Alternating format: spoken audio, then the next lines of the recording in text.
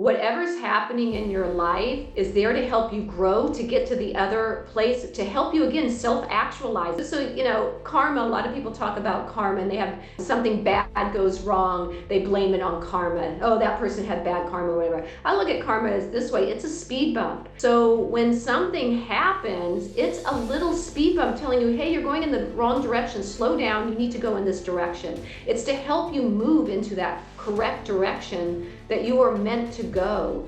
And so when the big health challenge comes, when the relationship breakup comes, when there's a financial hardship, all of these things, if you can look at it, hey, it's here to wake me up. I've been sleeping through this, and it's here to wake me up. He's a best-selling author, award-winning filmmaker, inspirational speaker, certified nutrition coach, plant-powered athlete, and host of the #1 holistic health podcast in the world, Nathan Crane.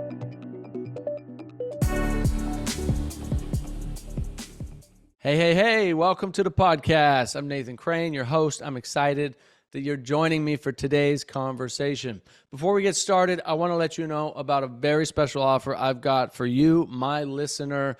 If you're looking for a great tasting, nutrient-dense, high-quality protein powder to fuel your body, head over to plantpoweredathlete.com and get your plant-powered protein. I've got a 10% discount code for you. Just use Nathan Podcast.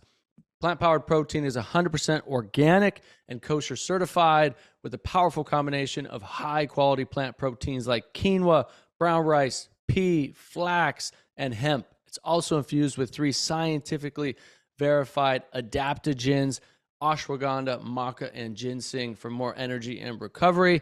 And you can get 10% off right now. Just use the code Nathan Podcast and head over to plantpoweredathlete.com to get your plant-powered protein today. All right, that's it.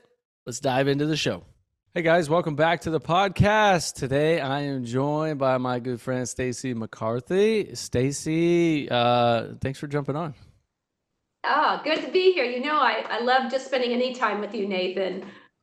Yeah, thank you. So Stacy is a world-renowned yoga teacher, health and wellness expert, is a really accredited speaker, international renowned speaker. She speaks and inspires audiences all over the world. Actually, she spoke at our Holistic Leadership Council retreat, which she is a Holistic Leadership Council member recently. And your talk was actually super inspiring. Like it was, I think it was called Safari to the Soul, right? And it was really, the concepts you shared, the practices you gave, and just the wealth of knowledge and experience and wisdom that you bring to the health and wellness space from a mental, emotional, physical, spiritual dimension is profound.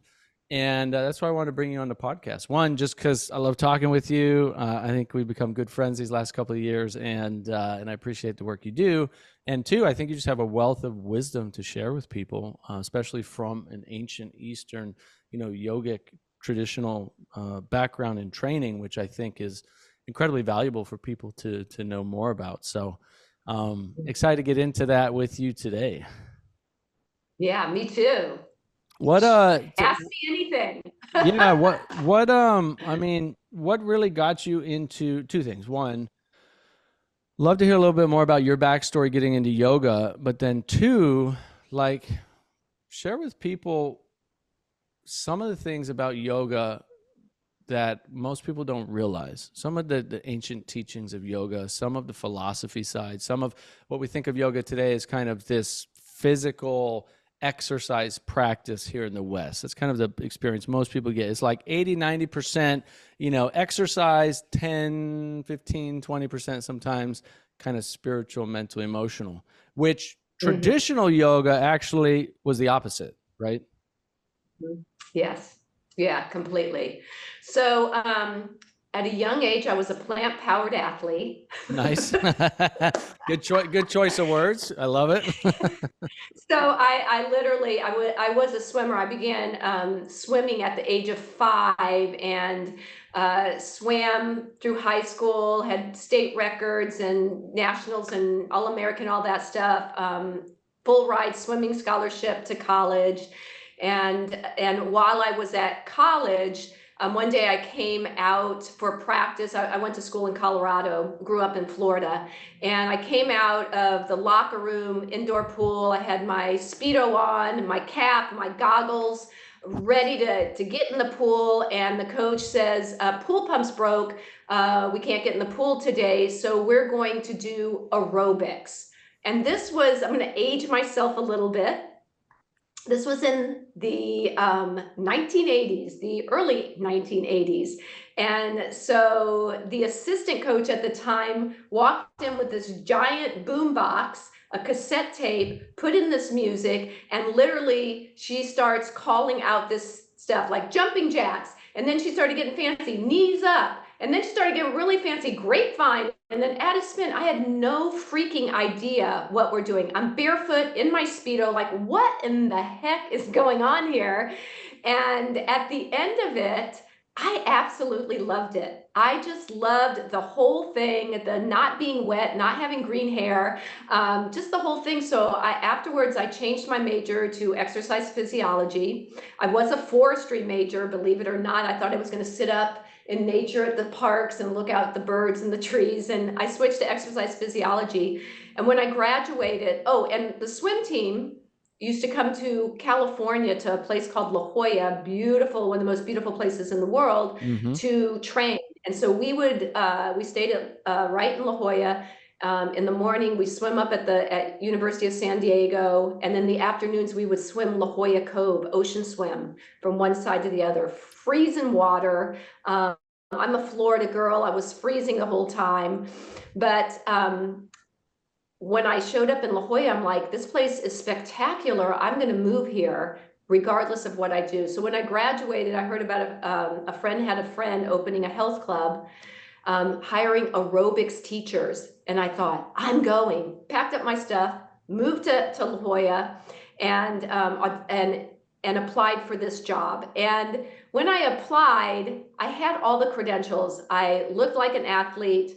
I had, my newly minted exercise physiology degree, and I looked like I could fit the part. So they gave me these classes, but the reality is I had never done another class since that one day on the pool deck.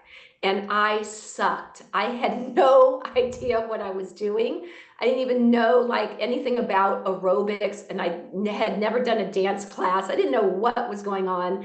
I took my favorite music, which at the time was ska music, which is kind of like reggae type of music, made up my own cassette tape, didn't know how to keep a beat. And about 2 weeks into it, the manager called me into his office and said, look, we really like you, but we're going to have to let you go. And I was totally crushed, realized that I sucked. And I was smart enough to ask him, what do I need to do? And he said, you need to get a mentor, and you need to figure out if you really enjoy this, what you need to do. So I did that. Long story short, I got better at teaching. And I ended up helping to open a health club in the San Diego area, worked my way up from literally a group exercise instructor up to running the program, into general manager, into eventually chief operating officer of several health clubs. So my background began very much in fitness. And at the time, our health clubs were called athletic clubs. They were called Frogs Athletic Clubs. They were started by a Navy SEAL. And our logo was a big, strong frog, bulked up frog. And we were really kind of cutting edge at the time. This was in 1991 through the 90s. So I was really very immersed in the fitness world. One day, I was walking down the street and I saw some people coming out of a yoga studio. And back then there wasn't a lot of yoga studios, and this was a very traditional one. It was actually started by the very first Americans certified in Ashtanga Vinyasa Yoga, which is a Vinyasa yoga now is very popular. It's kind of the yoga that we see out there a lot, moving with breath, very active. But this was a very traditional one. And the people walking out were physically very fit, but there was something else. There was an essence and energy to them that I couldn't put my finger on it at the time, but it was something that I wanted. So I stayed and I watched the next class.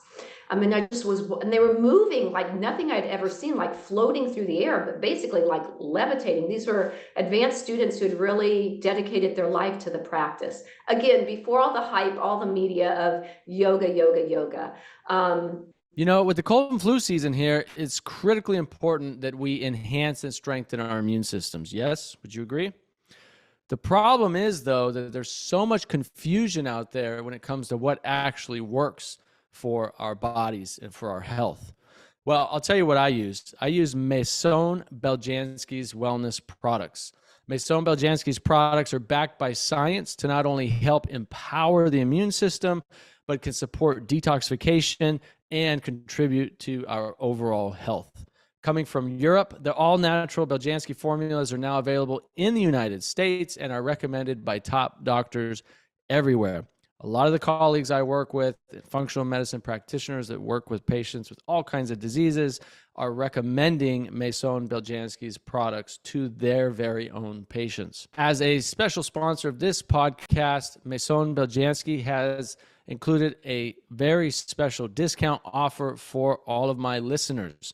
You can get 15% off your first order using the promo code Nathan, and you'll always enjoy free shipping when you order 4 products or more.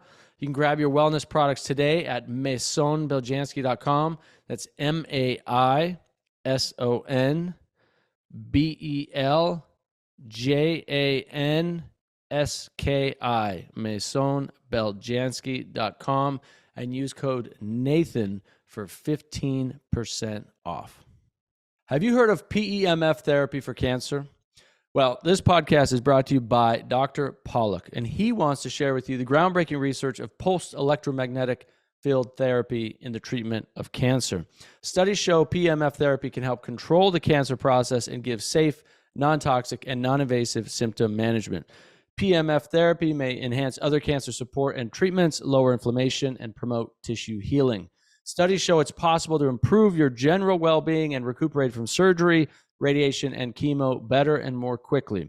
Embrace a comprehensive approach to cancer treatment with PEMF therapy, a vital tool on your path to prevention, treatment, and recovery. For caring and professional guidance and recommendations from Dr. Pollack, go to drpollack.com/intro to cancer. That's drpawluk.com/intro to cancer. And so afterwards, I talked to the owner, and I ended up bringing some of the teachers over to the clubs I was running, and I fell in love with it. I could hardly get anyone in the classes, quite honestly, because no one really knew what yoga was in the early 90s. This is like literally 1992 or so. And the teachers were traditional. They'd started off with a Sanskrit chant, and very traditional, Vande Gurnam, Chadanadavinde. And people are like, what's going on here? What is this? This is crazy. And no one would come to class. And then I had one of the teachers do a demonstration, and he was well into his 40s, and he was doing an advanced practice, and these were very big clubs. A lot of people came to it, and they're watching him in amazement, like he is like floating through the air doing these very advanced postures. And so people were drawn in by the physicality of the practice, like really wanting to have that kind of balanced body. And so while the intent to bring people in via exercise, and this is how I started, this is how many people start, really the intent is to help people want to discover something deeper, that along the way of their body healing from old injuries, along the way of the body becoming more balanced, healing from injuries, that they're noticing maybe something's happening in their mind, and they're becoming maybe a more peaceful person. So this is, there's a good side to it, and there's always, there's never black or white. There's a good side and maybe a con side. While the intent to make yoga more accessible to more people via exercise, it really marginalizes it to the point where it barely taps yoga's true intent. And so now, we fast forward into, the early 2020s, and yoga is barely recognizable in most places where they go. It has really been uh, marginalized to the point where we barely even know it's yoga anymore. It's a glorified Eastern calisthenics class. And so for my teaching, a lot of my teaching is to welcome everybody to the practice, but also to plant the seeds of intention to want to go deeper. And that's to help. Everybody wants to feel whole. I think if you ask most people, what they really are looking for is to feel like a whole person, to feel balanced in the body, to have an awakened calmness of the mind, not all the anxiety and all the fluctuating thoughts and emotions that we have, and to feel a deeper connection to their inner self, their inner well-being. And I think most of us are really looking to cultivate that whole person, and that's what yoga can really do.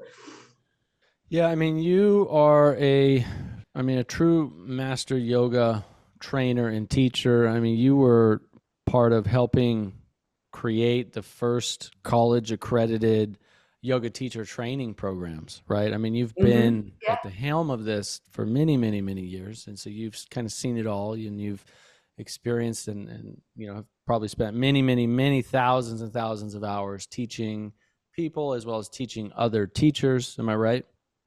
Yes, yeah, I've trained thousands and thousands of teachers. Yeah. Yeah, and so you're coming from it from that perspective of having significant amount of experience. And so two things. One is, like you said, yoga's true intent. If you had to boil it down into one sentence or even one word, what is yoga's original or yoga's true intent? Well, the original intent is, and I use this kind of make to help people feel a little more welcome, but and I've said this before, that a lot of people think yoga is about touching their toes because that's the way they come to the practice, but yoga is about touching your soul.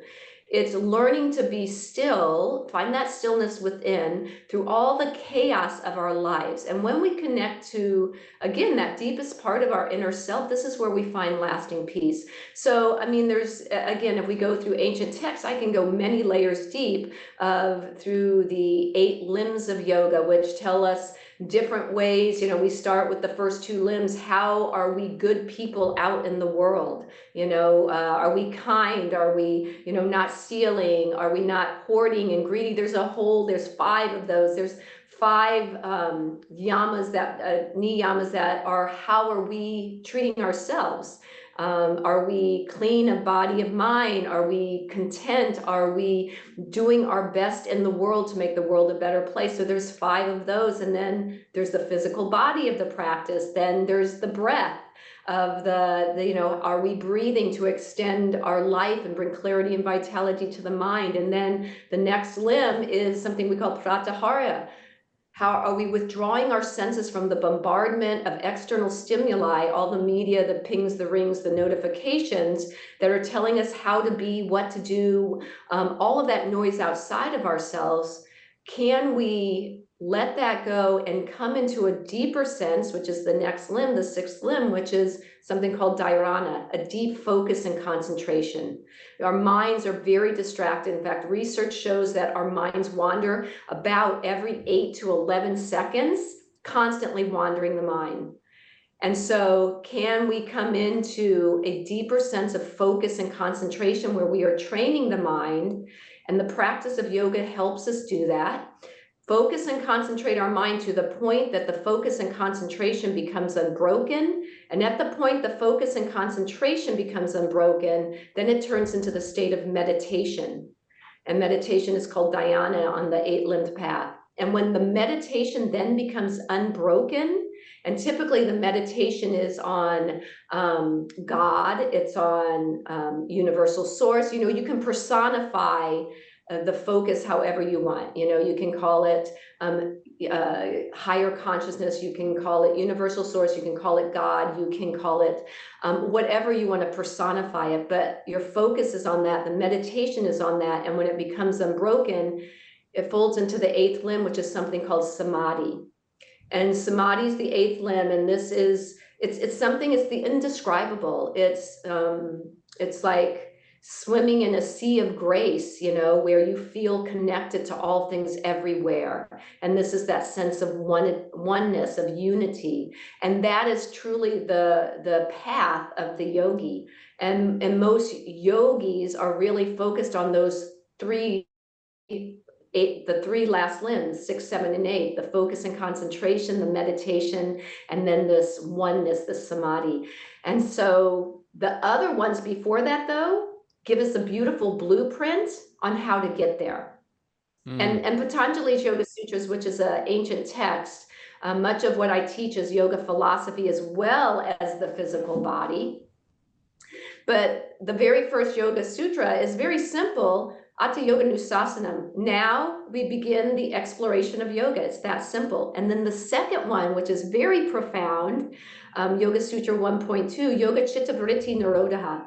Yoga ceases the fluctuations of the mind. So what is yoga? It's the liberation of your mind. And we get so stuck on the body. And look, the body's a beautiful thing. And it's such a beautiful vehicle to train us, because we go into these yoga poses, which are called asanas. They're there to bring to the surface all our discomfort, like all of our, like, oh, the first time you come to class, you're like, oh, the back of my legs so sore, the hamstrings, oh, my hips are totally locked up. Oh my God, I've got so much stress in my neck and shoulders. And so these poses bring it all to the surface, and you start noticing. And then as you practice more and more, you start noticing, oh my gosh, I notice that when I eat really crappy, I'm eating all this processed food, I'm eating a bunch of sugar, I'm eating really crappy. When I get on my mat, oh my God, I feel stiff and gross. And now you're changing your diet. And then all of a sudden, yoga starts to penetrate all the areas of your life through this practice of moving your body. Because quite honestly, the body it is such a beautiful vehicle to teach us all of these other lessons of working with the mind. So would you say, I think the simplest answer I just heard you say, which was beautiful, was yoga is liberation of your mind. I mean, the meaning of yoga is union, right? Yes. Yoga means union. Yes. Now, union between what? Union between mind, body, spirit?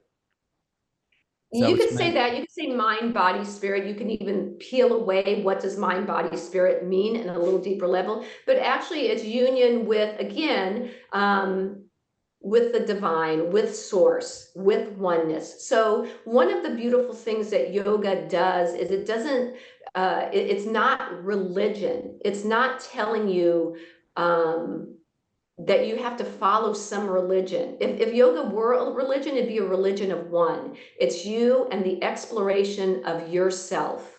So this is the exploration of you connecting to yourself. So what it does do is yoga really encompasses what maybe a lot of religions have without the dogma. So what I mean by that, and this might be going a little deep for a lot of people, but if we look at all the different religions out in the world, they usually have 4 similar components. One is a sense of oneness, that we are in a benevolent universe, that that we are connected in some way. Most religions have that, and this is more spirituality. So yoga is not a religion, but it is a spiritual practice. So there's this sense of oneness, this connection, this feeling that we are in a beautiful, benevolent universe, that we are, and again, the personification of what you call it is you personally. I'm not here to say how anyone should connect to anything. You call it nature, call it whatever you want, but it is that if I use the word God, it's like if we are a child of God, we're a child of this benevolent universe. It's here to take care of us, to support us, to help us grow, to help us become better. And so there's this sense of oneness. So that's one thing. The next thing is that in the spiritual practice, self-actualization is an important part of that. In most religions, self-actualization, becoming a better person, is part of it. So self-actualization is really that you are here, you were born to figure out what your unique talents are, and use those unique talents to the highest degree that you can to make the world a better place. And probably most people on this podcast have heard that saying that the two most important days of your life are the day you were born and the day you figure out why. Well, this is self-actualization, using whatever your unique talents are for however you're on this earth, at your highest vision, and to make the world a better place. That's self-actualization. So you have oneness, you have self-actualization. You also, most religions and in spirituality have a sense of service. Are you contributing during your time here on earth? Are you, in yoga, we call it seva, or selfless service. Are you doing something to contribute to the world and to others to make it better? And this is service in the world. So that would be 3. And then the 4th one would really be inner peace. Are you looking for a powerful immune system hack? Well, our sponsor, Better Way Health, produces one of the highest quality beta-glucans on the market. And beta-glucan is a powerful immune system booster, being called the most effective dietary supplement for a healthy immune system by the American Nutraceutical Association. I personally take beta-glucan from Better Way Health to help keep my immune system strong. And I'm grateful they're offering all of my listeners a special discount code when you order today. Head over to nathancrane.com/beta-glucan for your special offer today. Go get a discount. Try it out for yourself. That's nathancrane.com/beta-glucan. Hey, so if you've been following me for any time now, you know that I often talk about Healin 951, the nitrogen fermented organic soy drink. I first learned about it at an integrative cancer event years ago, and I've been taking this myself for a long time. It's so potent and it has a strong flavor, so I add their organic mint powder to it, and it's easy to take any time of day. I usually take it in the mornings. You know, I'm constantly looking into natural health products, and the ones that catch my eye are the ones with years of proven results and the science and research to back them up. I love that Healin 951 checks all of these boxes.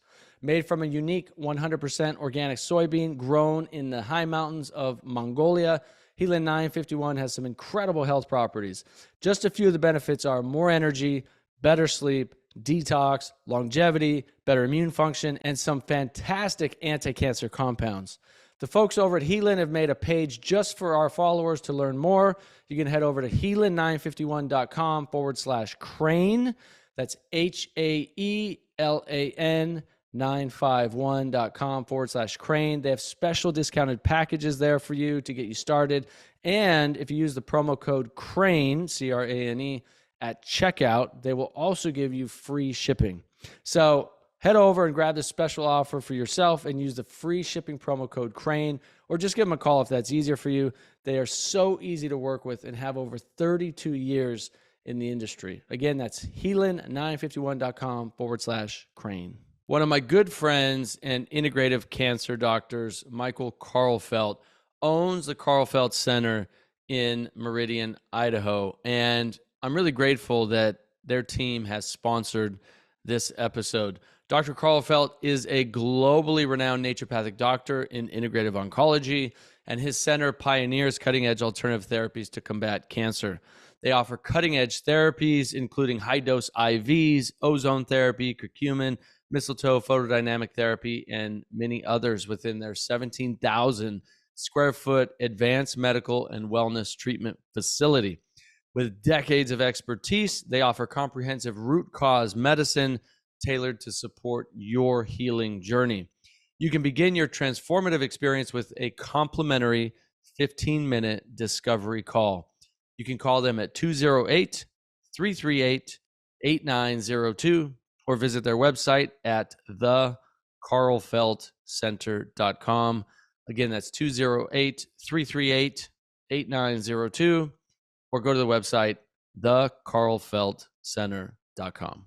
You know, that a spiritual path, and most religions have this sense of discovering something deep within yourself and finding lasting peace.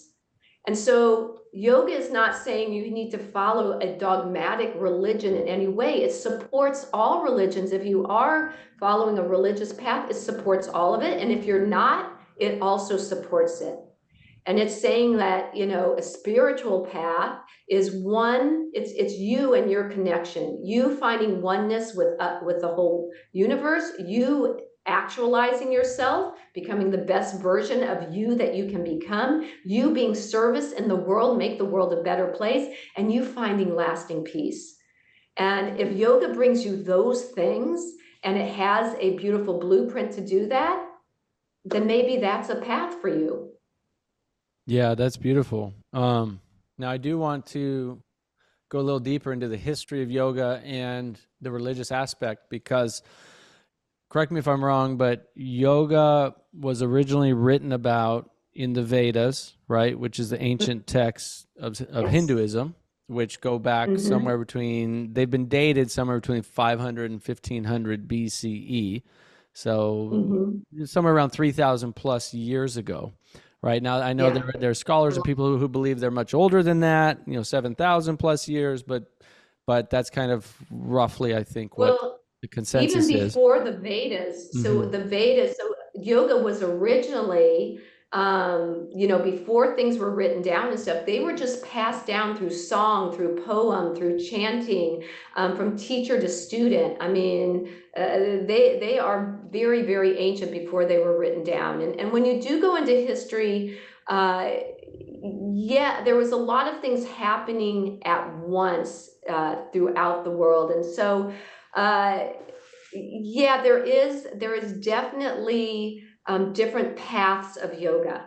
So when we go back through history, the main paths of yoga were either intellectual, that you were studying the scriptures or you're studying all these ancient texts.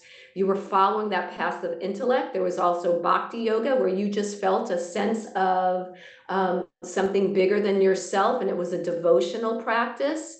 There was so you got jhana bhakti, and then you had another path of just being of service. And if you looked at that from modern time, it would be someone like a Mother Teresa, but there were yogis who were just on the path of being of service.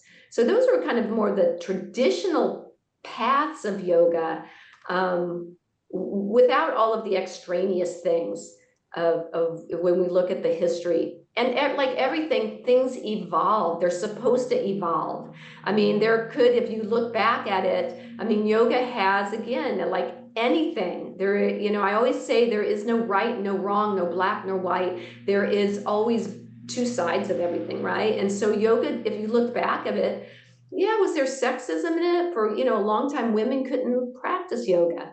So there are things of probably all the past that, when we look at it, it can When was be that time categorized. frame? Do you know when was that time frame? Do you know? I never heard that. Well, the Vedic period is really where yoga kind of started. That was kind of the beginning of it. And so starting at that point, so the Vedas is really the beginning of yoga.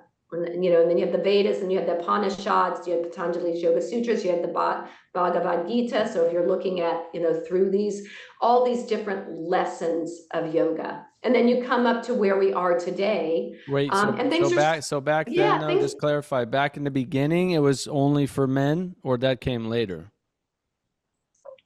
Beginning, it was, things were, things throughout it, from my understanding, it was pretty much only for men, Hmm. up until uh, even in modern time. If we even come up to modern time, and by modern time I mean we're talking about the 1900s and on, some of the more pronoun modern day yogis, because Krishnamacharya was really one of the yogis who started bringing yoga out to the west from the east. And even with him, the first woman to ever practice him was a woman named Indra Devi. And this was in the early 1900s. And she really had to beg to be able to practice yoga with him and learn all of this. So, it's ironic. And this is why I say good or bad, who knows what anything is, until the end. But look at yoga now. Here's Indra Devi just being able to practice yoga at the early 1900s. with, some of the great yoga masters of that time that were studying under Krishnamacharya, and look at yoga today. And yoga, when you go into a yoga studio, it's predominantly women. Right. which, it's like the which is opposite now. exactly. So is it irony or not? And Well, it so just goes to we show really stepped you up. it just goes to show you that, how enlightened we think some of our ancestors were. They still might have been Yes. missing some deeper components of enlightenment, Yes. because this practice does help you connect to compassion, to love, to inner peace, to awareness, to a deeper spirituality. But yet there's still the ego there. There's still, men who want power and control, and, women can't do it, and that kind of stuff. Like, we still find that. Mhm. Even, I think it's an important point not to judge or blame anybody on that, but to say, look, that's part of the human condition, that we're all, Yes. those who are focused on a spiritual path are all trying to um, transcend above that egoic self that makes us think that any one of us is better than anybody else, right? That's right. And I think we've done that. I think yoga is meant to evolve. It's supposed to go through this phase. I mean, this is all the evolution of everything, right? Because if you can look back at anything and pick it apart, we weren't there. But this is all the evolution, and and and yoga is supposed to be this personal practice with you and whatever your true belief is, wherever you want to go with it. Well, look at the time frame's interesting too. So, like, this kind of interesting thought experiment, right? So let's go back to, around that time. And you said, and this is true for Buddhism as well, that most of those teachings were passed down verbally for many, many years until they were ever Mm-hmm. written down by somebody. It was Mm-hmm. true even of the Bible. Like, people don't realize that. Mm-hmm. People thought Jesus was teaching, and then all of a sudden, he's he's killed, and his disciples, write everything down. No, that they Mm-hmm. didn't write anything down until decades later. Number one, we know that through the historical text and the historical work that's been done. But same kind of thing where these teachings were passed down. And look at the time frame. Like, you also Mm-hmm. had a similar kind of monarchy in, the Roman Catholic times. You had the burning of all the witches, which was really Mm-hmm. just any women who didn't agree with what the church was telling you at that time. They just burned them as witches. Millions of innocent women got burned as Mm-hmm. witches under the religious pretext, right? Of, like, That's right. for the betterment of humanity through our spiritual beliefs, Yes. under the guise of God and the Bible, if you will. And so, that kind of group that together, that hundreds of years at that time, there was definitely, um, men who were wanting to be in power and control. So who's to say that the original teachings weren't open to women, way before they were written down? Maybe people who were writing them down were men, and goes, you know what, I kind of think this is just for us. Let's have a men's group, And I'm not bashing Yeah. on men. I'm a man. I'm just Yeah. saying, like, um, you It's a know, beautiful point, Nathan, because how much is lost in translation right. and self-serving in some way. And when it comes to it, and I do think spiritual practice and religion are two different things. Um, Religion practiced by bad people does bad things. Religion practiced by good people does good things. It's Exactly. like it's like so many things. It's like same thing with wealth. Wealth for practice or spending for bad people does bad things, and wealth with practice giving from good people does good things. So I think we really have to take a look at that. And I think your point is really, really interesting of how much really was by ego and lost in translation, and still to this day, it's happening where anyone who becomes in a position of power, whether it's in yoga or a lot of other things, if the character isn't there, then lines get crossed, Yeah. Yeah. and that's why it's really your spiritual practice should be a practice of one Mm. with it. Yeah, of you. I agree. And I think, and I have this conversation with devout Christians quite often because, if you read the Bible, it's clear to somebody like myself who does not believe every single word in the Bible is the direct translation from God. Like there's so many texts in the Bible that when you read it, you're like, oh yeah, some arrogant man wrote that for sure. And so that's not what I would imagine God would be saying in the Bible. It talks about, it's okay to have slaves, treat your slaves nice, but like that wouldn't, God's going to say, yeah, it's okay to have slaves, and yet we're all supposed to be equal human beings. Like, I don't think so. This is my perspective. But when you start to separate yourself from these ancient texts and go, okay, there absolutely is deep spirituality here. There's wisdom here. There's love and compassion and guidance in here that we can extract from and utilize in our own lives to have a deeper connection with God, with the universe, with spirit. And there is probably ego here, texts written by man that have been changed and updated to serve their own selfish needs and their own egoic levels of control and desire and power and greed. And you see that. I'm picking on the Bible for a little bit because I've researched the history of it quite a bit. You see that when many of the ancient texts were left out of the Bible intentionally, and there was texts found, obviously, that we know about in the caves of Qumran, that many of these texts were left out of the Bible, and if they were in it, they would give totally different meaning to how we perceive that particular religion, and bring in so much more depth of love and compassion and wisdom.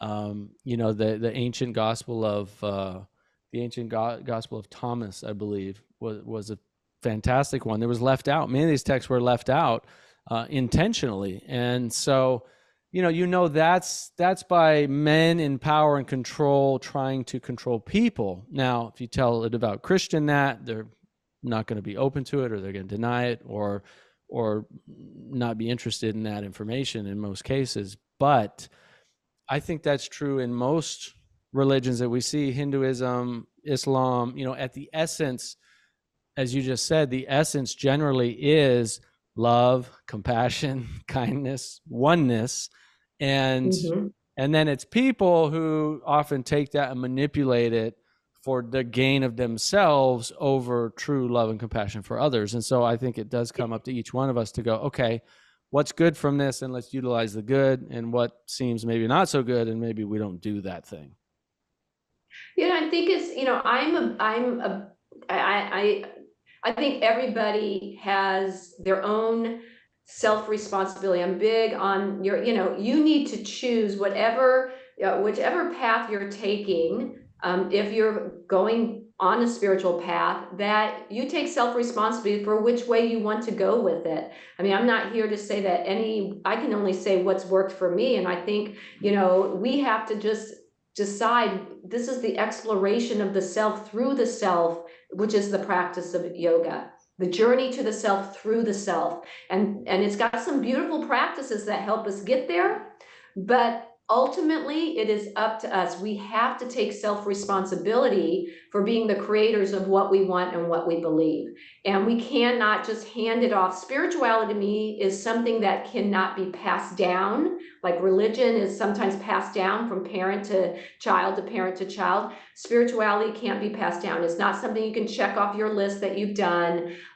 Spirituality has to be discovered by yourself, through your exploration. So this is where I differentiate quite a bit from religion. Look, I grew up in a Presbyterian church. I went to an Episcopal school from 7th to 12th grade. I really it didn't connect to me at all. I tried, and this was trying to be handed down to me, but it didn't connect. And it truly wasn't until I went on this journey of yoga that I started to connect with my inner self and find this sense of something bigger, this practice of awareness, of consciousness, and unconditional love that was developing through the study of yoga, that I wasn't finding by something being passed down to me. So that to me is the biggest difference. And we need to take self-responsibility to be the creator of our own spiritual path.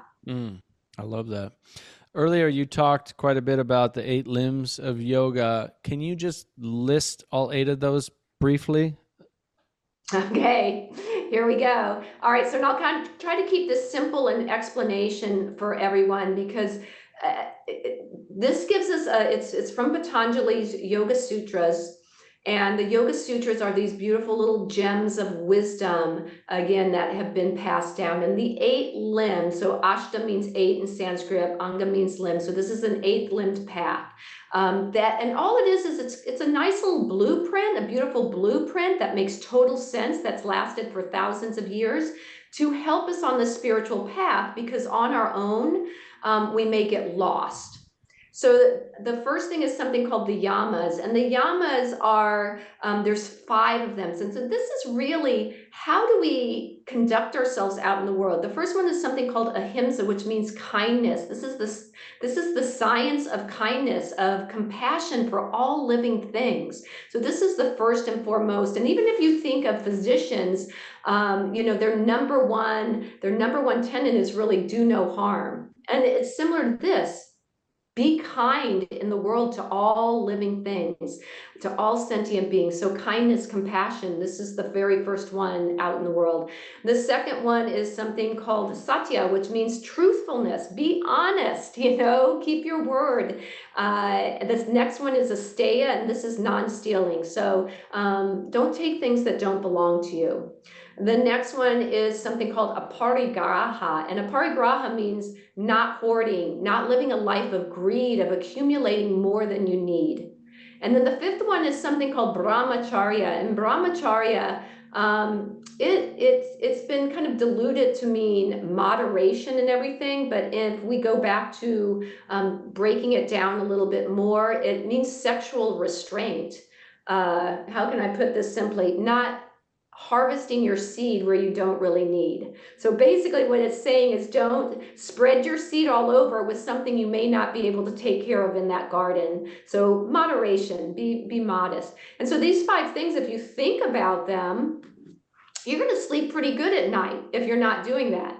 You're not going to be having a bunch of baggage, because you're not cruel, you're not lying, you're not stealing, you're not doing things that are going to weigh heavy on you. So that's the very first one. Be a good person out in the world. So that's The just the second one, first. That's just the first limb of yoga. Is that's those just the first one, and 5? it has 5 principles of it. And Mhm. the first thing it's asking you has nothing to do with, can you get your heels on the ground in a downward dog. It has nothing to do with that. It's just, are you a good person out in the world? I'm not. Right? You're not a good person if you can't balance, on your head in the yoga studio. Sorry, you're just If you you can't do failed a number 1 headstand, already. and what's so funny is people will come to a yoga class, of the asanas, the postures, and they will start judging people, like if someone can do a headstand or a handstand or some yoga pose, advanced yoga pose, that somehow they're a better person, which is the craziest thing. Like, oh, they must be a really good person in the world. Look at, no, they had 20 years of gymnastics training. Right. And So somehow, yeah, but somehow it's going to make you more connected to God, if you can yes. stand on your head, right? So it's the journey to get there, of learning about yourself. That's where the poses come in. But the I very love first, that. I'm glad you brought it back up. I yeah. wanted to touch back on that, because it is very often through the struggle in our physical life, through the challenges that we experience daily, monthly, yearly, small and big challenges, that we do discover the most about ourselves, that we do discover deeper reservoirs of wisdom and potential within ourselves. Going through an injury as an athlete can teach you a lot about yourself, about Oh, patience, about determination, about willpower, about focus, about self-love, right? Or the loss of a loved one, or the loss of a business, or business failure. All these challenges in life, or physical challenge, disease. I've been working with cancer patients for over a decade, and the ones who generally survive many, many years and thrive, people who I call cancer conquerors, they looked at cancer. It wasn't always right away. It happened over months and years, but they began to look at cancer as a wake-up call, as an opportunity, rather than something that's happening to me, as something that happened for me. And I learned Yes. from this diagnosis to take better care of myself, to get the toxins out of my life, to heal That's mentally, right. emotionally, to heal trauma, right? To love others, to spend more time with my family, to quit that terrible job that was sucking my soul out of my body and start doing something I love doing. All those things that people know in their hearts that they want and are often too afraid to do. The people who look at cancer as a wake-up call and an opportunity often do significantly better than those who don't, who take it on as, this is God punishing me, or it's happened to me, my life Mm-hmm. sucks, everything's over. It's a massive change of mindset that shifts everything, right? Yeah. Yeah. And if you have that perspective that whatever's happening in your life is there to help you grow, to get to the other place, to help you again self-actualize that. So karma, a lot of people talk about karma, and they have, when something bad goes wrong, they blame it on karma. Oh, that person had bad karma, or whatever. I look at karma as this way: it's a speed bump. So when something happens, it's a little speed bump telling you, hey, you're going in the wrong direction, slow down, you need to go in this direction. It's to help you move into that correct direction that you are meant to go. And so when the big health challenge comes, when the relationship breakup comes, when there's a financial hardship, all of these things, if you can look at it, hey, it's here to wake me up. I've been sleeping through this, and it's here to wake me up. I'll give you a sample. In 2020, at the height of the pandemic, few days before Christmas, I was riding my electric bike downhill. The front wheel fell off. I went over the handlebars. I don't remember anything. I woke up in trauma care, and my face was super jacked up. I mean, I had tar and asphalt embedded down to the bone. I had sunglasses on. Fortunately, I had a helmet, so that was good, but it had cut like right up to my eye. Things were really jacked up. Woke up in trauma care, height of the pandemic, everything's chaos. And all I remember is the lady stitching me up. I heard her say to the doctor, ask her, have you ever done this before? And she said, no, because they were pulling in people from all over. And I woke up at that time. I said, hey, is that my face? Don't you think maybe we should have somebody who's done it? That's the first thing I remember. But long story short, I had a lot of I looked a little bit like Mike Tyson, if you know the boxer the boxer Mike Tyson. He had all the tattoos all over his face. My face kind of looked like that. And I developed this big thing on my eye called a chalazion. It looked like a giant wart, really ugly, plus all this. At that time, I got a notification that I was being awarded the IDEA World Health and Fitness Instructor of the Year, a very big award in our industry for health and fitness professionals. And I was going to have to give a big talk, acceptance, to like thousands of people. And my face is all jacked up. I got this giant thing on my eye, and I was a mess. But the reason I realized I had this thing on my eye that was coming up is because I was looking through the world since my accident through angry eyes. And what do I mean by that? I live in San Diego, and I have this beautiful garden. And I used to walk through the garden and look at the flowers and see how beautiful they are, and just like all the beauty around. And after my accident, I'd walk through and I'd see, oh, that plant's dead. Oh, that's dying, remove. And all I was seeing is what was wrong. I could not see what was right. And so I realized the body becomes the mind becomes the body. This is the mind-body connection. And I realized, because of my crap thoughts of all this negativity since my accident, I saw the world through angry eyes. And so I developed this big, ugly thing on my eye. And so I was like, Stacy, you teach this stuff. You know what to do. So I created a mantra, and the mantra is a mind vehicle. It's helping your mind retrain. And the mantra was, I see everyone and everything with abundant joy and unconditional love, including myself, my health, and my healing. And I now, every time I caught myself with that negative thought, I would say that mantra. I see everyone and everything with abundant joy and unconditional love, including myself, my health, and my healing. Sometimes I'd have to do that 40 to 50 times a day, catching those constant and negative thoughts as a result of my trauma. And guess what happened? My chalazion healed, never came back. They're notorious for coming back. And so the reality is whatever's happening in your mind, and when we talk about the liberation of the mind's the most powerful thing. And so if we have all this crap going on in our mind, those same redundant, recycled, unnecessary thoughts and emotions that are contributing all this stress, it needs somewhere to go. And it's going to manifest somewhere in the physical and show up.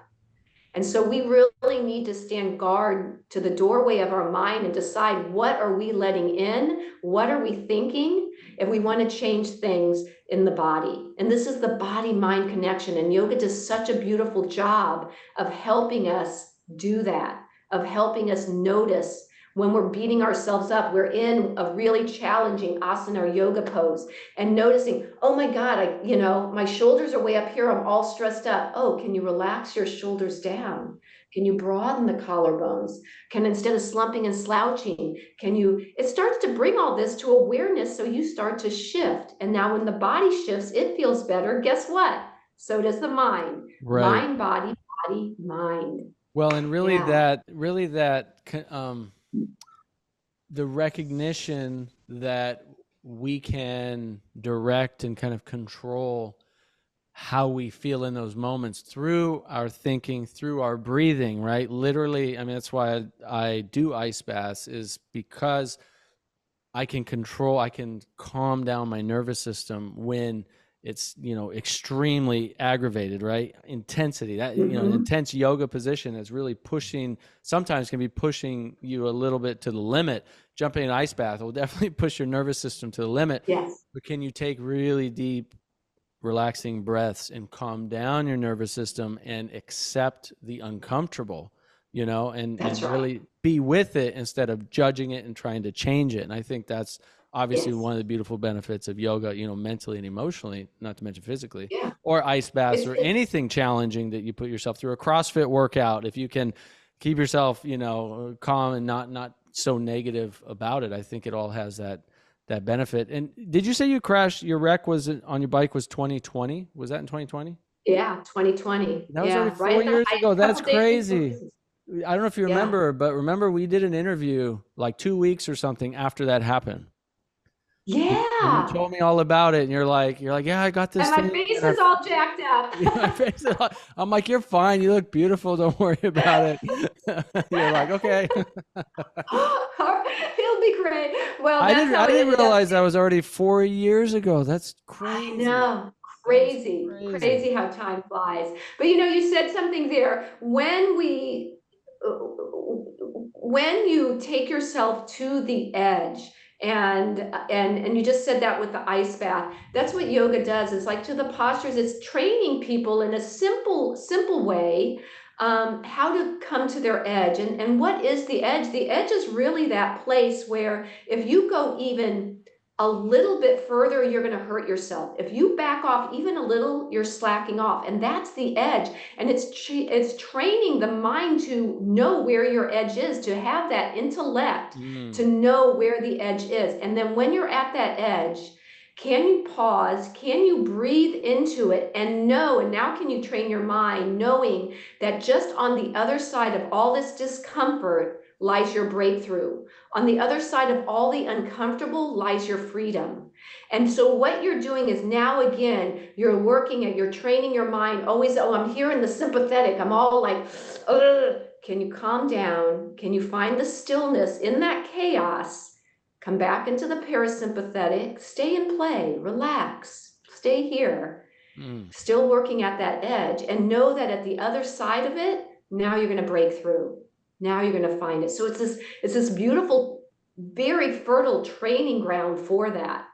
Speaking of forms of yoga, types of yoga, are there specific forms of yoga that you would recommend people experiment with and try, and other ones that you recommend or wouldn't necessarily recommend that people do, in terms of like if I were, let's say, like I've tried a bunch of different types of yoga over the years, and I haven't done yoga for quite a while. But let's say I want to get back into yoga, but I'm interested in the physical benefit side, but I'm just as much, if not more, interested in the mental, emotional, spiritual side. Like, are there specific Mhm. forms of yoga that that I would want to look for? Well, again, it's a personal journey, but I can give just maybe a little bit of feedback on that based on the Ayurveda, which is the sister science to yoga. Ayurveda means the science of life, and Ayurveda is it's really it is it has everything from surgeons to medical practices. But basically, in Ayurveda, there's a beautiful axiom that says opposites cure, which means that if you are too far in one, let's say you're too hard, that you need some softness. You're too soft, you need some hardness. You're too yin, you need some yang. You need too yang, you need some yin. So basically what it's saying is there's different constitutions for different people. Mm. So like So you're saying pick I a need to constitution. do. So you're saying I need to do a lot more yin yoga, is what you're saying.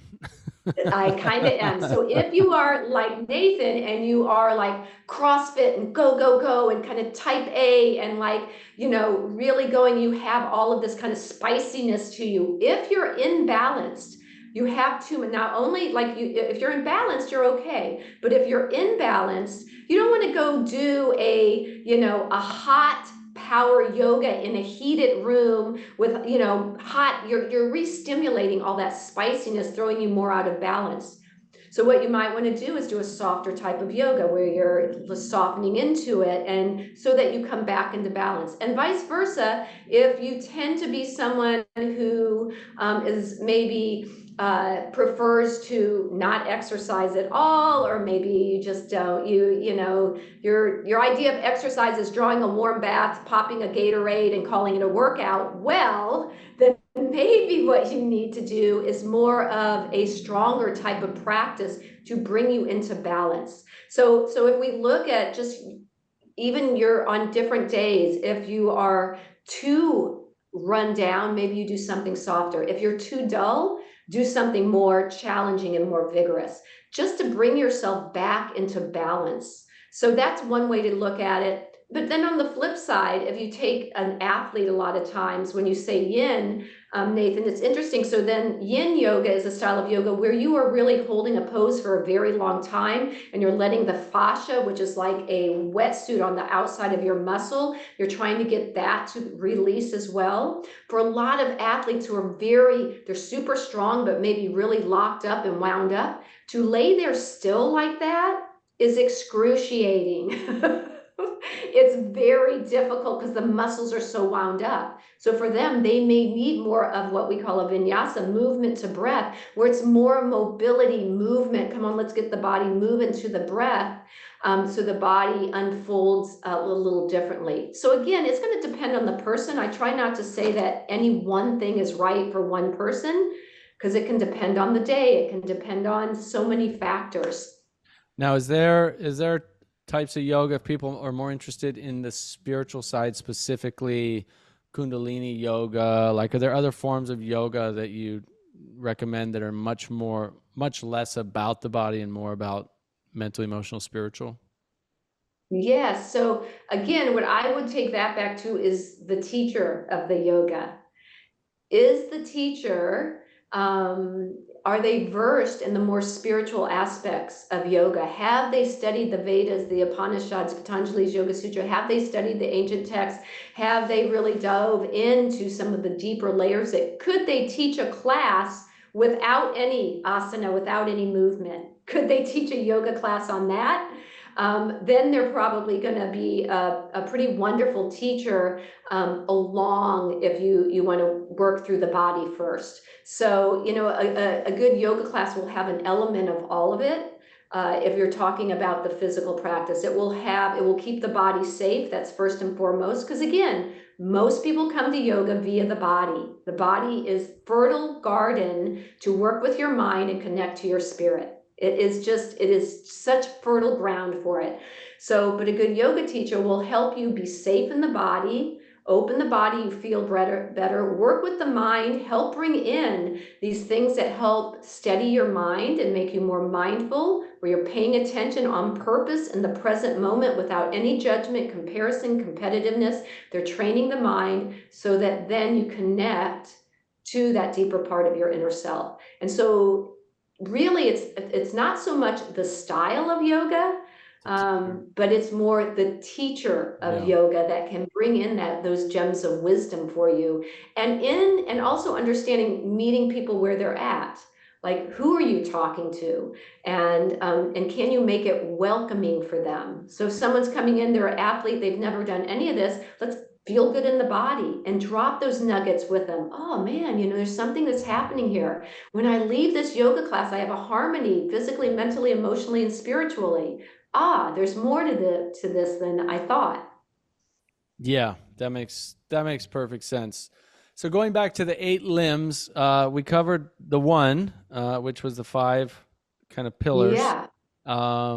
What's number 2? So number 2 is something called the niyamas, and there's 5 pillars with that too, as well. So the niyamas are really, but they're fascinating. I hope you find this fascinating. So the 5 pillars of the niyamas really start to turn it inwards towards you. And so the first one is something called satya, and this is cleanliness of both your body and your mind. And so what it's saying, and I'm going to bring it back to the body, because there's a lot of athletes on here, and there's a lot of people who do love to move the body. So if you even think of coming, as you come to a yoga asana practice, and asana again is the body movement, we come with a clean body and a clean mind.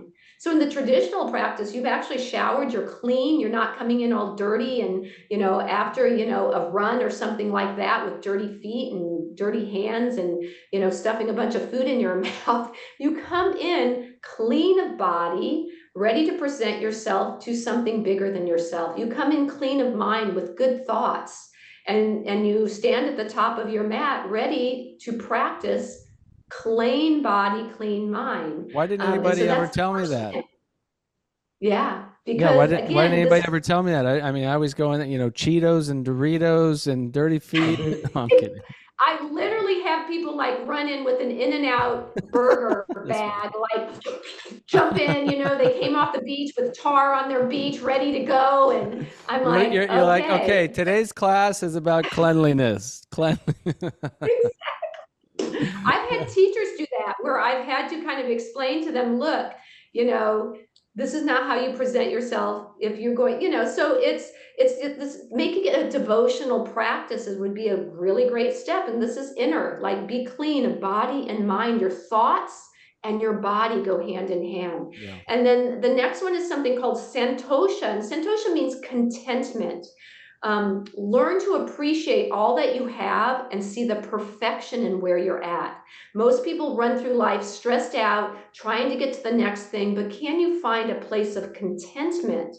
And this really works on your mat. Again, I bring it back to the body because that's where people start. You're in a yoga pose. Can you appreciate where you're at? You're coming in, and maybe you've got an injury in your hip or your hamstring or your shoulder or your neck. Can you just appreciate it? Use everything that you have that can work, and treat some love and kindness towards that injury. Don't quit. Don't say you can't do it.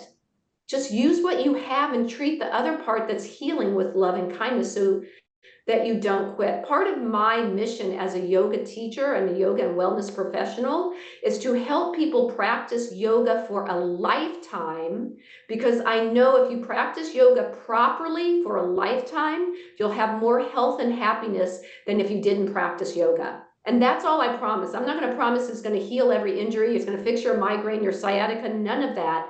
But I will tell you, if you do it properly for a lifetime, you'll have more health and happiness than if you don't practice. But so contentment, santosha. And then the next one balances that contentment. It's called tapas or tapas. And this one is really the zest, the zeal, the disciplined effort of the practice, which means you're going to have to be pretty devoted and disciplined to stay with it. And so we balance the contentment with also working hard on this path of yoga. And so it's the balance of the two. because you're not going to stay with it if you're not disciplined and devoted on it.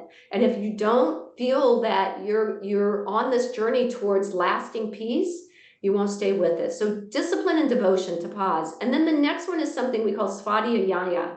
And this is really, this is the exploration of the self. This is the practice of yoga, the self-study. And I can't think of anything greater to study than yourself. To learn the most, this is the deepest self-development, personal growth program that you could ever be on, because it's the study of yourself. And so through yoga, sometimes it's done through chanting, through reading spiritual texts, through journaling, it's all about, can you learn more about yourself through this practice? And then the fifth one of the niyamas is something called Ishvara Pranadhana, and this is really the surrender to something bigger than yourself. And again, you can personify that however you want. Your personification of it is what you want. Call it what you want.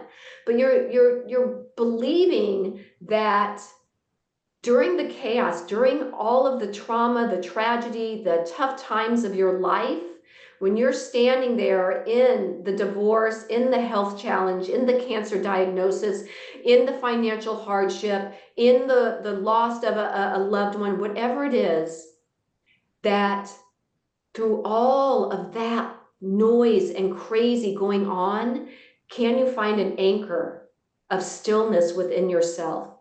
Can you surrender to something bigger than yourself? Call it what you want.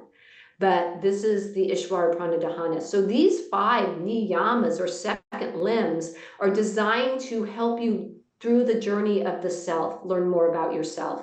And so you notice these first 2 say nothing about a yoga pose.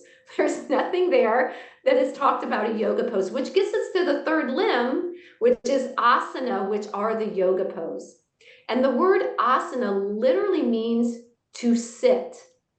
Can you take a comfortable seat so the body's not a distraction? So the asana is really, this is a practice to generate health, so you have better health. It's not a sport where we're trying to compete, but it's literally training the body so that the discomfort that comes in the body, we're healing it so that you can sit still. Because if you're trying to sit still and meditation is so challenging for so many people.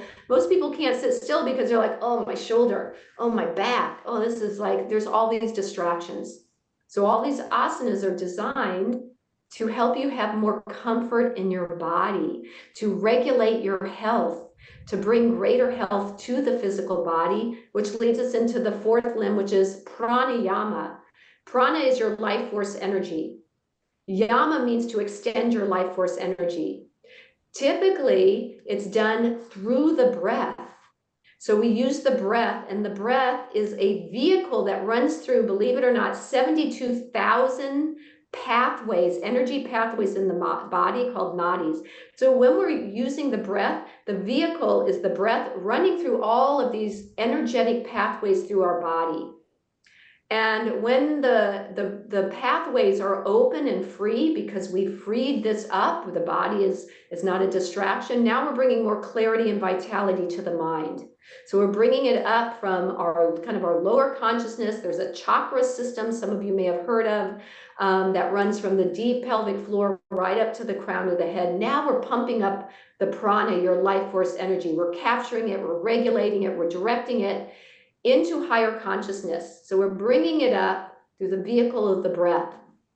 A lot of people have become familiar with breath work, more recently, obviously because of Wim Hof and kind of how he's helped bring breath work. He originally learned his breathing practices from his yoga practice, from yogic traditions, and then kind of modified his methods slightly. So it's very similar to Breath of Fire, which anyone who's ever experienced yoga for many years. I remember 15 years ago doing yoga in Encinitas, California, and doing Breath of Fire and feeling what that feels like. And so this is a very, very ancient practice. So a lot of people, now that breath work's kind of taken off and there's breath work classes and all of that, many people probably don't realize that breath work originates from yoga. right? It's Yes. multi-thousand-year-old practice, and there are many forms of pranayamas, of breathing practices that come from these ancient multi-thousand-year-old yogic traditions.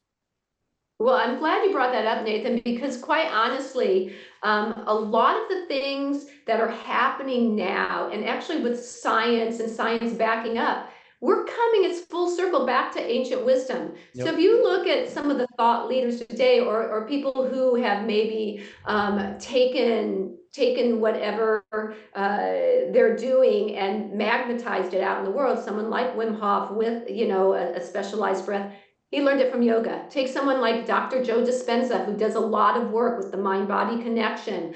Um, he had a yoga studio in San Diego. He came from a yoga background.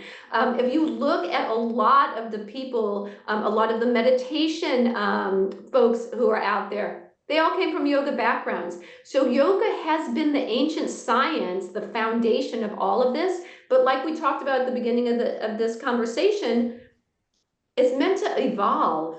It's meant to evolve without losing its real intent. So this is just all part of the evolution. And now science is catching up. And once science is catching up, now people are all like, oh, I can validate it now. I can verify it. Right. But it's what yogis have known for centuries, because they've known it through the inside. They didn't need validation on the outside because they already knew it inside. They're already living it. But in a modern day world, we need science to validate everything. But science is circling back around, trust me, to the ancient wisdom, which is really fascinating. Yeah, exactly. Yeah, I've been noticing and talking about that for years. The kind of science, I see science today as kind of the language of our modern time, but really our ancient ancestors already discovered most of these things thousands of years ago without the modern tools of science today. Science is helpful, it's useful, it has its place, but it also can be used for bad, also can be used to lead people astray from the truth, also can be lied about. And, I mean, there are top editors of the top scientific journals on record saying over 50% of the published science in this top respected journal, I think it was actually the top editor of Nature journal, if I'm not mistaken, said 50% of it is false. Right. So yeah, it's like, yeah, modern science is great. It's useful. I like it. I use it and talk about it all the time. It helps the left analytical that's right. part of the brain. But at the end of the day, if something works, you can feel it, you can sense it. That's right. If you practice yoga, for 2, 3, 4 months, you notice a change in yourself. If you practice That's right. breath work every day, you notice a change in yourself. If you exercise every day for a few months, you notice a change in yourself. Yeah, science is great for kind of validating these things, but you can validate it for yourself just by doing the thing and seeing the benefit that you experience from it. Well, I practiced with under the Krishnamacharya lineage we talked about that under a teacher called Patabi Joyce, who was the Ashtanga Vinyasa. He was my teacher, but he spoke very little English, but he used to have a saying that was got very popular called "Do your practice, all is coming," because he spoke very little English, and basically what he was saying is that it's through the experience, the practice. This is experiential. It's a spiritual practice, and it goes back to what I was saying about spirituality. It is not something that someone can hand it to you. Someone can't hand you the science behind the poses, the science behind the breath work, the science behind meditation, and all of a sudden you're like, yeah, got it. I'm living, I got a balanced body, awakened calmness, I'm connected to. It doesn't work that way. You have to do it. You have to experience it yourself. And this is where I go back to self-responsibility. You don't learn to swim by watching YouTube videos. You have to get in the water. You have to do it. Yeah. Yeah, exactly. So. All right. Number 5, I think we were on. So 5 but we went through these a little bit. I'll go through them quickly. Is pratyahara. This is, again, withdrawing the senses away from all the noise outside of yourself. So, and it's so interesting because you may find on this journey through a consistent practice that the connection that you find with your inner self is so much more beautiful and fascinating than anything your senses can perceive, from the external stimuli. And this is really the journey. This journey within is so beautiful. It's so fascinating. What's happening inside of you is truly so much more fascinating than any of that external stimuli that's bombarding you. So this is the pratyahara, withdraw from all that noise. And because the quieter you become, the more you start to hear, and the more you start to hear, now you start to focus and concentrate, which comes to the sixth limb, which is that dharana. And again, your focus and concentration. So yoga has a beautiful job. And again, I'm going to bring it back to the body because that's where people are starting.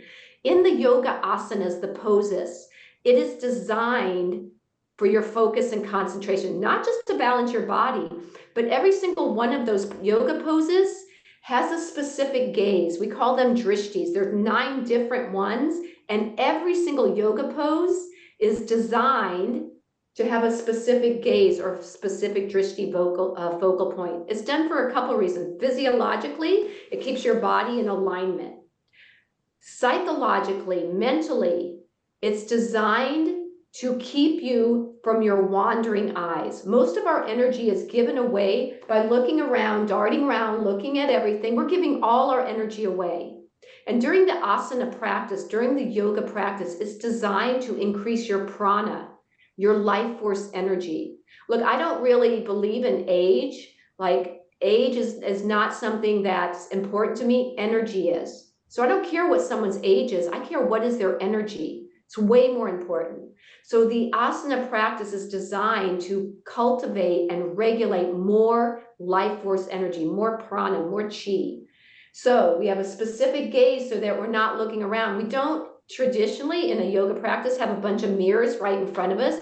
Oh, am I doing it just right? Do I look good? Oh, look at that person. They're really good. Wow, now I'm all in judging, competing with someone rather than tuning into myself. My eyes are darting all over, giving away my energy, rather than focusing my energy, training my mind to concentrate in one spot. So through the asana practice, it's just that fertile garden again for all of these 8 limbs. It will teach all of them within a asana practice. That's why I say the body of this is very important on the spiritual path because it's giving us tools to train the mind. So now my mind's in one place. While my mind's in one place, I'm totally focused and concentrated. I notice when I'm looking away. I notice when, I'm judging, I'm comparing. Oh, stop, cancel that, come back. Mind wanders, notice the wandering mind, come back to my focus and concentration without judgment. Now, when I'm doing that, now I'm increasing the tensile strength of my mind to be able to focus and concentrate. And then when I can do that without it being unbroken, it leads me into the 7th limb, which is dhyana, that meditative state. Now I'm in the state of meditation where I'm stepping into the unknown now. And when the meditation now becomes unbroken, then it turns into samadhi, and samadhi is the 8th limb. And this is where the real inner journey begins, to be one with everything as it is, to experience Satchidananda, truth, consciousness, bliss. Sat is truth, Chitta is consciousness, and Ananda is bliss. To experience truth, consciousness, and bliss, this is the unending love that unifies all things. So now we've stepped into that place of samadhi. And this is the 8th limb.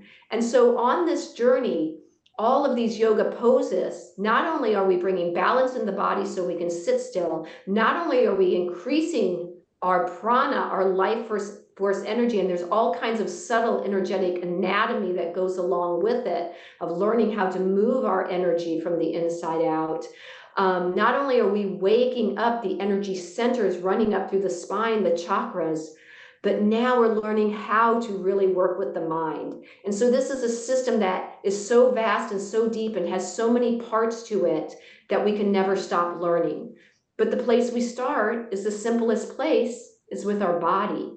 Because, everyone's jumping on the meditation bandwagon, which is beautiful, but so many people are jumping off just as quickly because they cannot sit still with themselves and their thoughts. They need something that's going to guide them along. They just can't be still with themselves and their thoughts. And the asana helps train that, helps us to break down the ego. The ego is not your amigo, okay? So we've got to learn how to bring it down a little bit. You just reminded me of a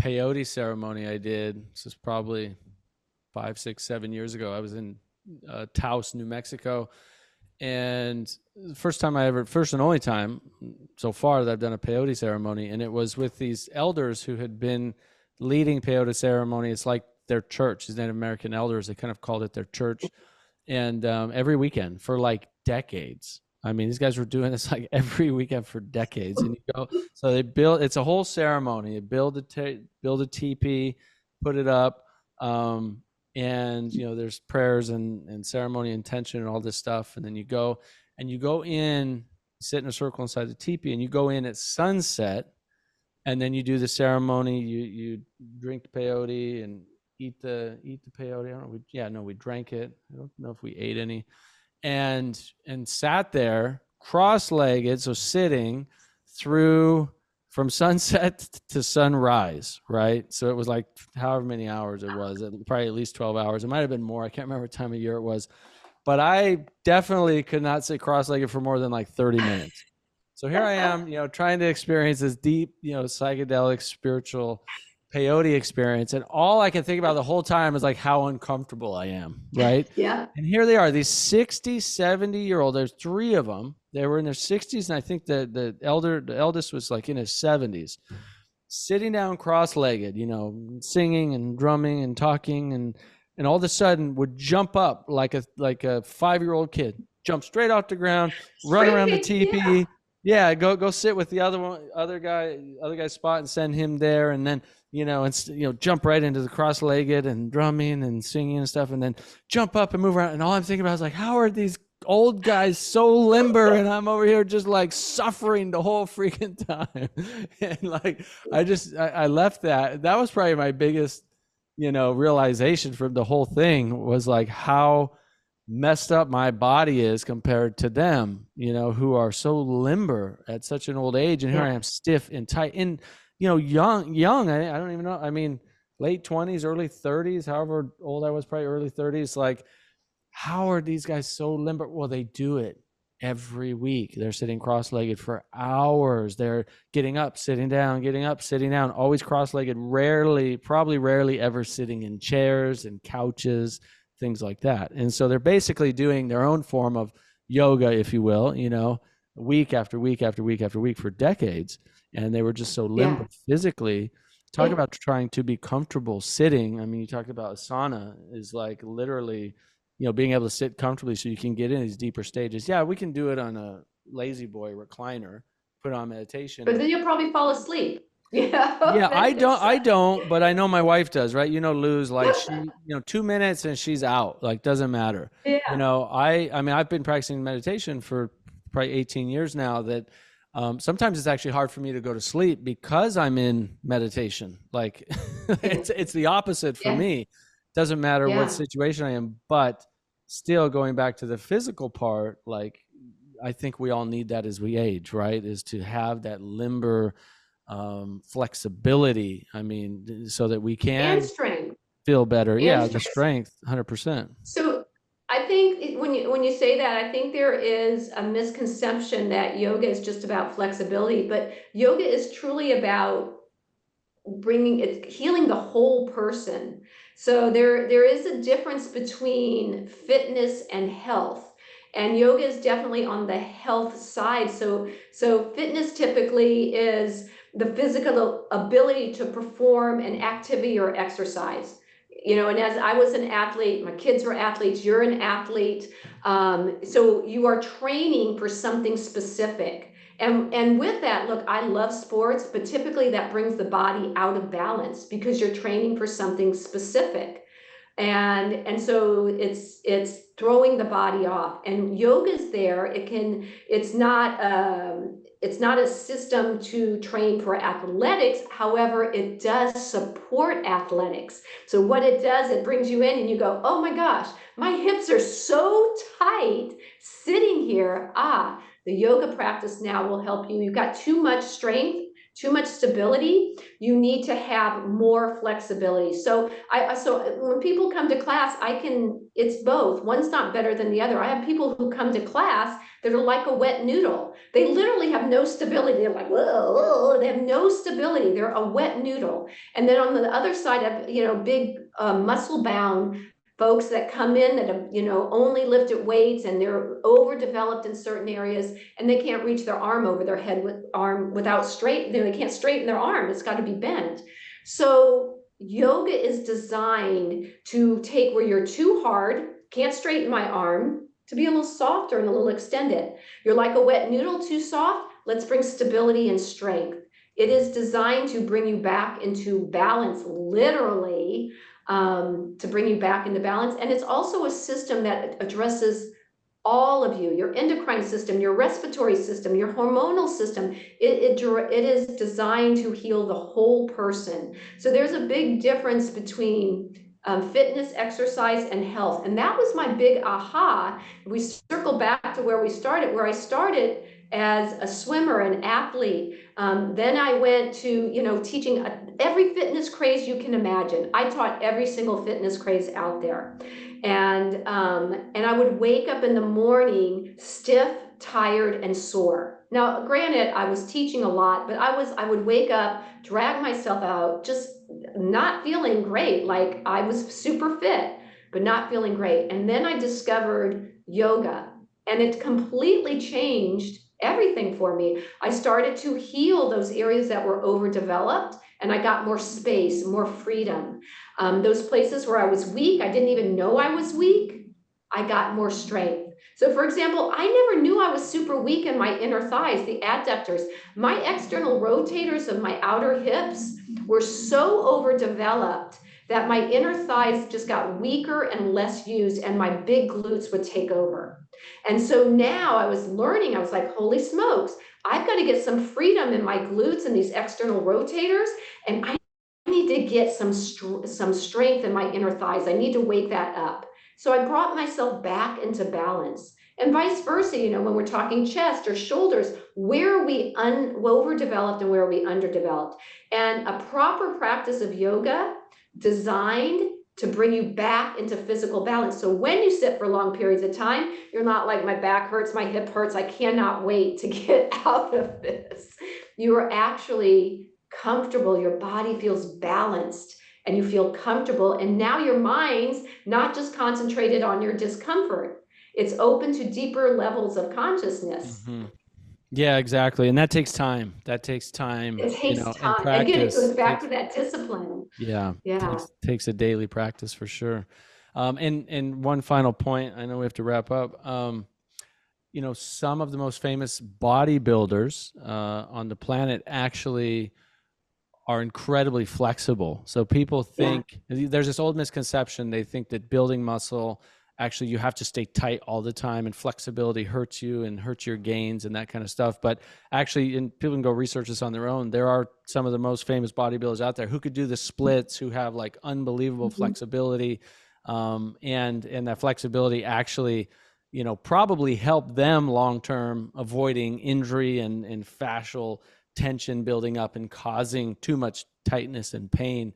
So there is definitely absolute truth to the fact that we need both. We need flexibility, we need mobility and strength, especially as we're aging. These things are just so important for helping our long-term health. But Stacy, this was awesome. On the flip side, the one thing I'd say on the flip side, Nathan, and I totally agree. Sometimes, I get gymnasts in, and if you look at a male gymnast, they have some of the most defined, and female gymnasts, some of the most defined physiques you can see, plus extraordinary flexibility.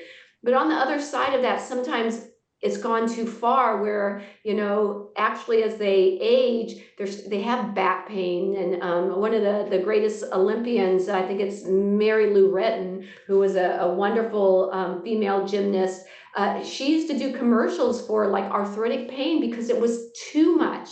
So again, yoga is not being excessive, it's about being very balanced. So for athletes, it's such a wonderful thing to help you recognize where those muscular imbalances are, where your structural irregularities are, bring awareness to it, help you work through it so that you have more comfort and ease in your body.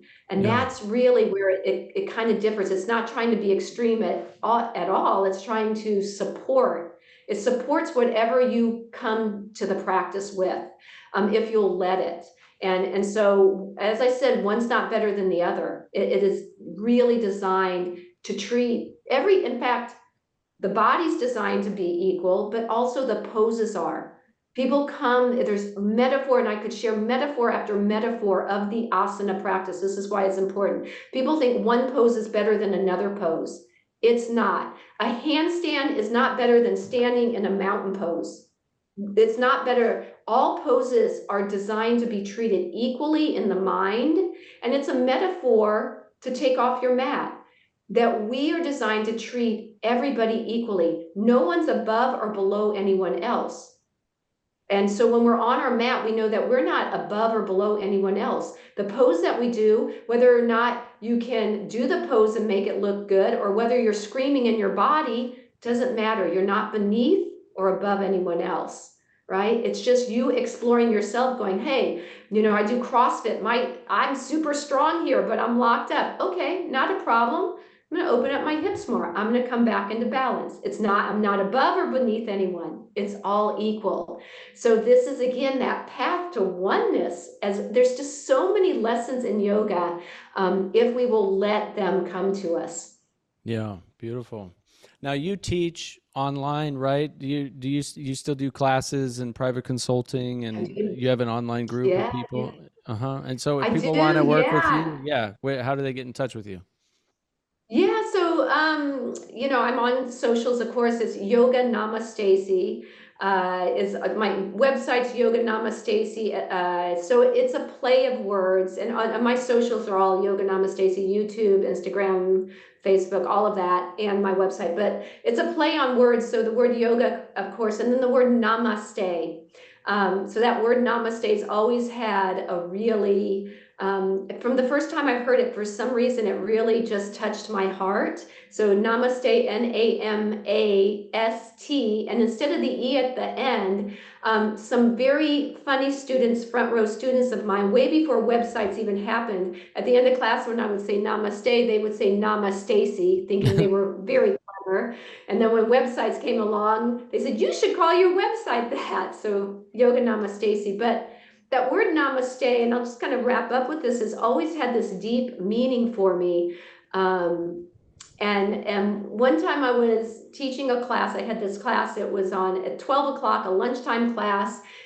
It would get very crowded, very full. And I had one lady who was always in the far back right corner with a wall on one side and the wall behind her. A lot of people in yoga love to gravitate near the wall for balance or whatever. That was her spot. In fact, if the class, someone got there before her and took her space, she'd ask them to move their mat over because it was her space.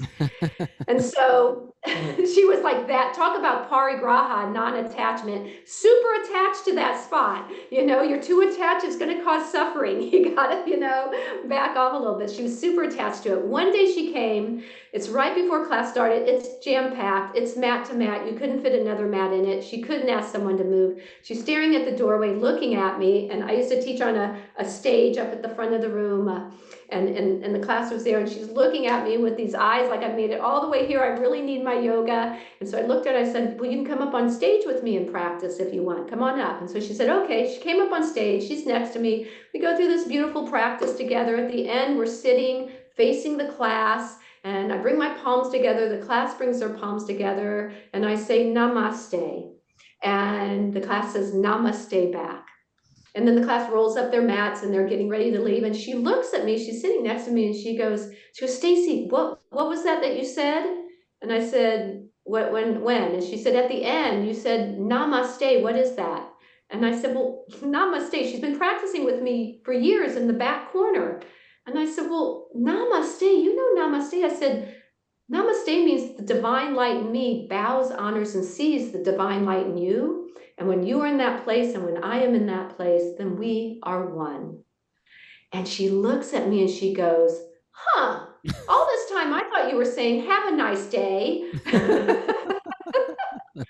And so really, really, I want to end this with everyone. It doesn't matter where you start on this journey. The practice of yoga is for everybody, no matter where you start. Start where you're at and just try it. Don't try it once. Commit to it at least 10 times consistently with the same teacher and see if you don't feel a difference. And let it take you on this journey. So whether or not, any of these words mean anything to you, it doesn't matter. It is an experiential practice, and just let it start there without anything else. Yeah, beautiful. That's funny. Yeah, have a nice day. You're like, see, that's why you don't stay in the back corner, lady. That's why you got to come up closer. Got to get close sometimes. Yeah. All right. Well, namastacy.com and yoganamastacy.com. And Stacy is spelled yoganamastacy.com. STACY. Since I started, I had the first one with it, but now with yoga's explosion over the last, 25 years or so, there's different ones. So yeah, you can find me. You can Google Stacy McCarthy, and one way or the other, it will find me. That's awesome. Well, thanks, Stacy. Thanks for taking the time. This was actually super awesome. I learned a lot here about some of these deeper aspects of yoga that I didn't know, and grateful to have you on the podcast. So thank you. Oh, thank you, Nathan. So much fun. Always so great to see you. Yeah. All right. Take care, everybody. Thank you for listening to the Nathan Crane Podcast. Please make sure to subscribe and share this on social media. Then head over to nathancrane.com for your free ebook. So when we're talking about, what are these underlying causes and conditions of these chronic diseases, cancer, diabetes, heart disease, they all have very similar, if not identical, causes. And that's the thing, is when we get to the root cause of these diseases, we can not only prevent these diseases from ever happening, but empower our bodies to heal from them. In every one of our cells, we have tens and hundreds of thousands of chemical reactions that are happening every second that are cycling back and forth. And it's like sort of a yin and yang. And, for me, the soul's purpose is evolution. It doesn't care about comfort. It cares about evolution. And so I think so long as we are following our soul, then we will evolve. And I think what sometimes blocks us from living our purpose, from manifesting that next level of our expression, is we have not evolved. There is also a time for letting go all the expectations and relax and just breathe and be grateful for what you have achieved.